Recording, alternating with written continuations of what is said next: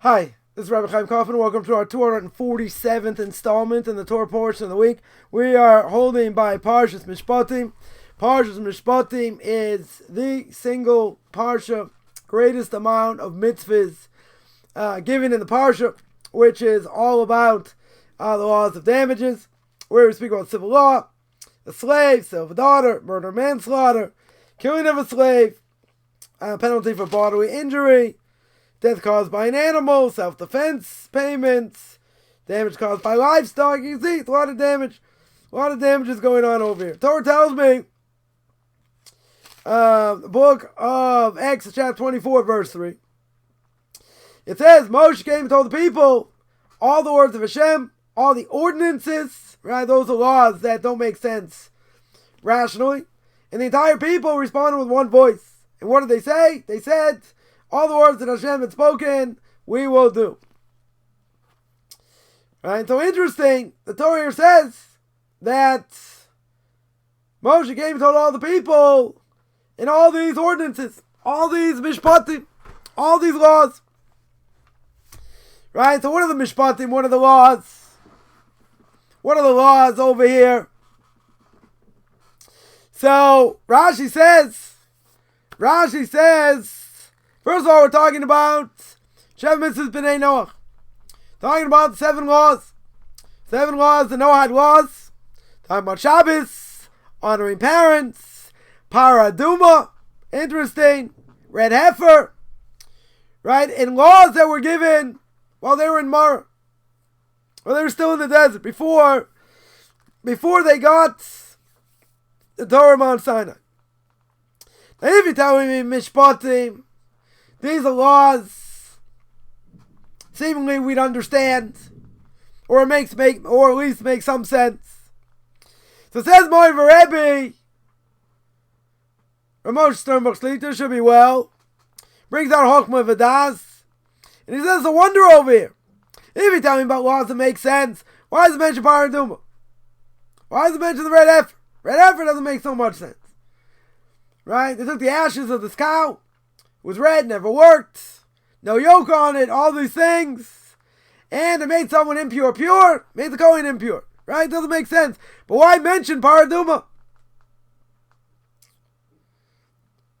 Right? It's going to be one question. But Paraduma, how can they do it? How can they do it over here? It can only be done the Mishkan. Was no Mishkan at this point. So why would the Torah speak about Paraduma if it's not going to be given over? If it can't be done, wasn't going to be done until later. But not only that, in Parshas Beshalach, says in the book of Exodus chapter 15 verse 25, it says over there that they should do the chok or in mishpat. Ordinances, meaning laws we don't understand, and laws we do understand. Right? So Rashi says over there, Rashi says here, Paraduma. Right? The Paraduma makes sense if we're talking about a chok. We're talking about laws that don't make sense. But here we're talking about mishpatim, as we said before, laws that make sense. So now, if that's the case, why would we mention, or why would the Torah over here mention Paraduma? Should I mention Paraduma? Paraduma doesn't make sense, logically. So Rebbe says like this, he says Paraduma is the ideal mitzvah that doesn't make sense. Right? It's called the chok. Right? It doesn't make logical sense. Doesn't have any understanding. Because here you're taking ashes. Right? Here you're taking ashes in order to purify someone. Not only that, you purify someone who's impure, and the person who is pure now becomes impure. That doesn't make any sense, logically. And it brings down from the Medrash The King Solomon himself wanted to understand the reason of a paraduma. Right? He wanted to try and understand the best visibility paraduma. Comes along God himself and he says, it's a gezerah, it's a decree in front of me. And you're not allowed to even think about it. You're not allowed over here to try and have understanding. Why do you need understanding? God made a decree. Right? Shut up and eat the matzah. That's what you got to do. God made a decree. Paraduma is a decree. Who are you to try to want to understand? It's a decree. Right, so what's the idea? He says the intention over here is that what does God want to teach us? He wants to teach us not just by paraduma. He wants to teach us in general. The mitzvahs have no understanding. Right? The mitzvahs themselves have no understanding. So therefore, why is it mentioned paraduma? Why is it mentioned the red heifer? Because that's a quintessential mitzvah. It doesn't make sense. It's a chok, it doesn't make sense. But that teaches us the rest of the Torah. Because even though there are plenty of things in the Torah, don't steal, don't kill, things that make sense, that we can make sense out of, we only understand very little. We understand something very small over here. We're not utilizing and understanding all the reasons, all the ramifications. Torah is as wide as the ocean. Right? As tall as the mountains. We can't fathom. Doesn't mean we don't have to try. Right? But this by the paraduma we see. The part of the red heifer is a decree. Well, aren't all the mitzvahs decrees? Even if we understand it, do we really fully understand it?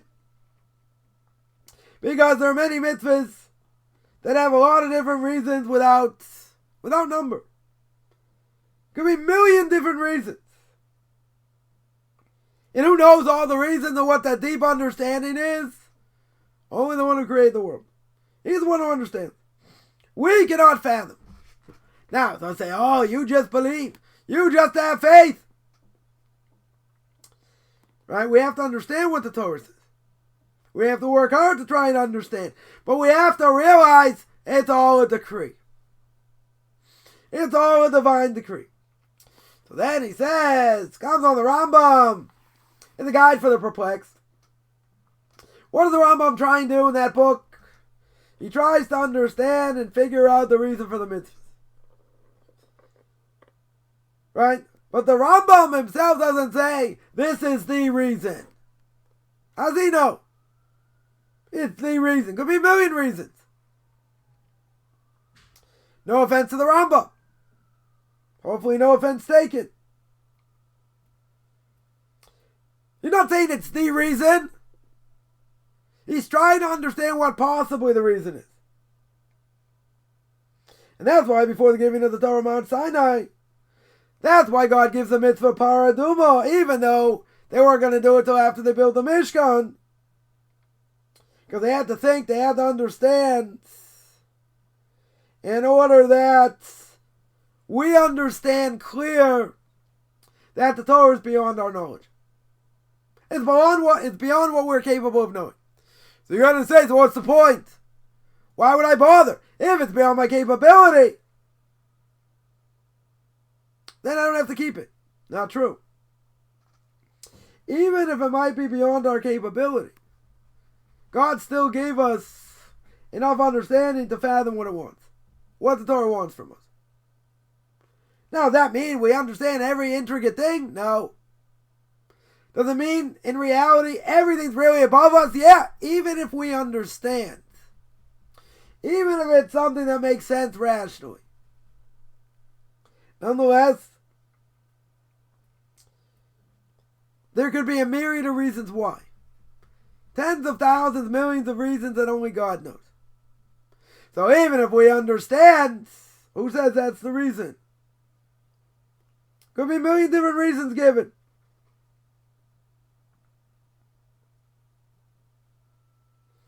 So he says that the reality is, the mitzvahs, even the ones we understand, their reasons, are buried, are hidden, just like paradum, just like the red heifer. That is unfathomable. So too, there are many aspects of the mitzvahs that are unfathomable. But it could be that there may be some reasons we do understand. Why the mitzvah is given and what the purpose is. Now, why should we do that? Well, first of all, we have to understand the best of our ability, that's for sure. But I think in the bigger scheme of things, if everything was unfathomable, everything, we didn't understand one thing, then we'd be blind. We'd be walking in darkness. So, God gave us the ability to figure out something. Some reasons for something. Does that mean we understand everything? No. There's plenty of this thing we don't understand. But if we wouldn't understand anything, all the mitzvahs, then we're walking in the dark. And that God doesn't want. So it gives us a taste of a mitzvah. The taste to understand at some level what the mitzvah is. So Rabbi then says, even at this level, if we continue to look into the Torah, try and understand the mitzvahs,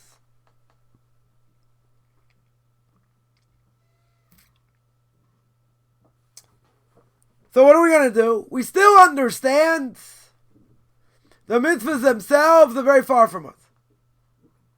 Understanding is very far from us. But if a person understands at a certain level, then when we pray and we keep the mitzvahs,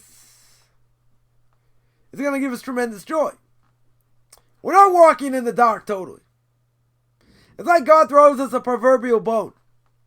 He's okay. A lot of things are going to be hidden. We're going to allow you to understand certain things. By allowing you to understand certain things, it's going to give you tremendous joy. Why? Because then you realize how deep it is. And how many layers and layers and layers you're uncovering over here. So it comes along the mitzvah paraduma. The mitzvah, the red heifer. What is arousing us? To understand that God is very deep. That the Torah is very deep. It's impossible for us to really understand the mitzvahs themselves.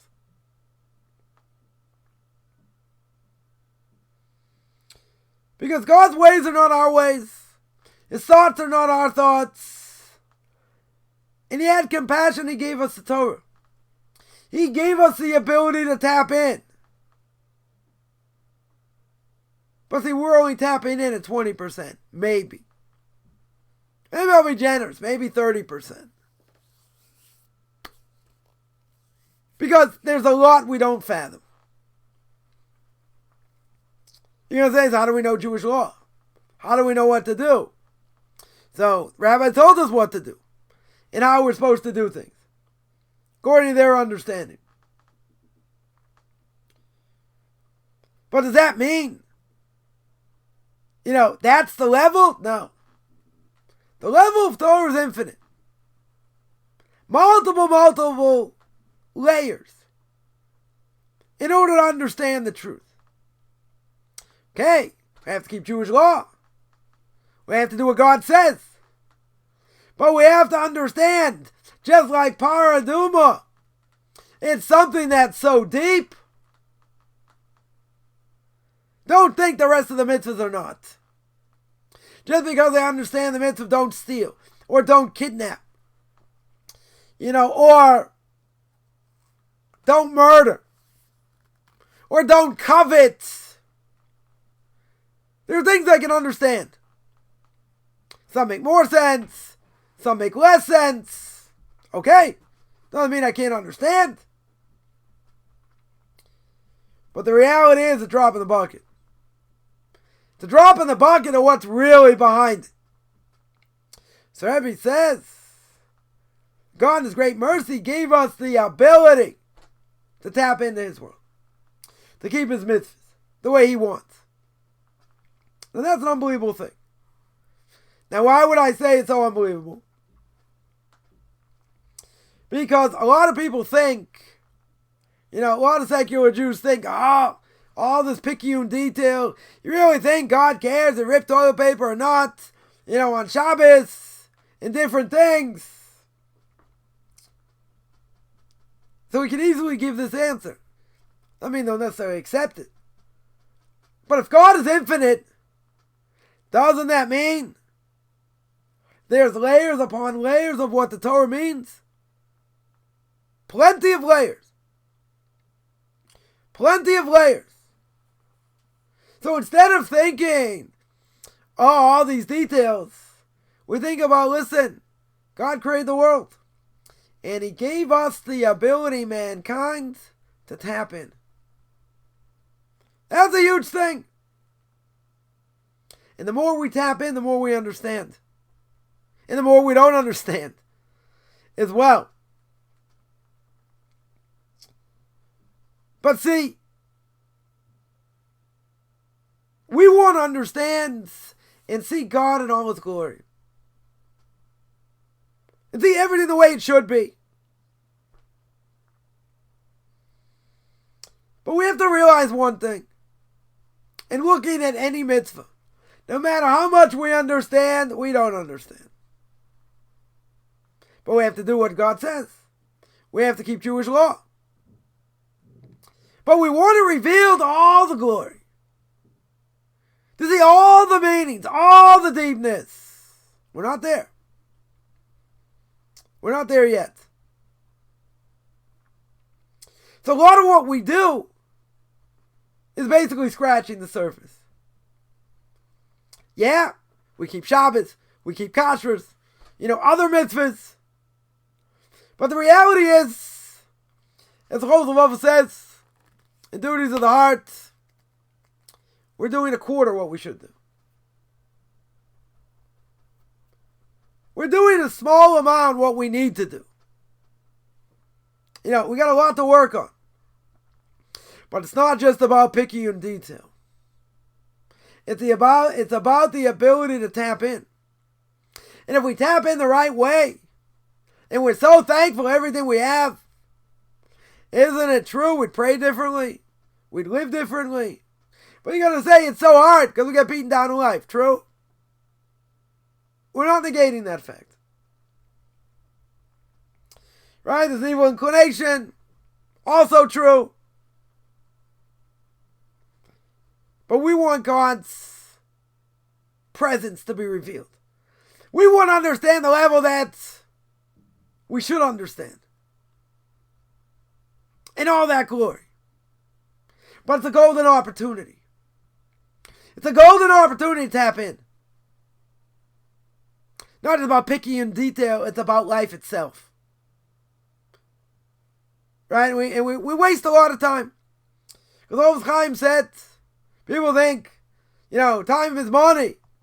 I say time is life. You got to know how to tap it. To know how to see things the way we need to. And that gets us to mitzvahs on a whole different level. And that'll help us reach our great potential that we can reach. So I want to remind everyone, I have class on duties of the heart every Tuesday, 9 o'clock Eastern time. We're in the gate of self-accounting. I have 2 Q&As every Tuesday, Thursday, 10 o'clock Eastern time, 5 o'clock Israel time. Sunday, packed day, Book of Leviticus chapter 16, still in verse 1, 9 o'clock Eastern time, 4 o'clock Israel time. Tanakh talk, controversial issues, 12:30 Eastern time, 7:30 Israel time. No hide nations, no hide laws, 2:30 Eastern time, 9:30 Israel time. Pirkei Avos every Saturday, 2 o'clock Eastern time, 9 o'clock Israel time. I have my conversion classes. Anyone interested in any of this, find me on Facebook, beyond Orthodox conversion to Judaism, or at Michael Chaim Kaufman. You can send me an email, rabbichaimkaufman@gmail.com, RABBICHAIMCOFFMAN @gmail.com.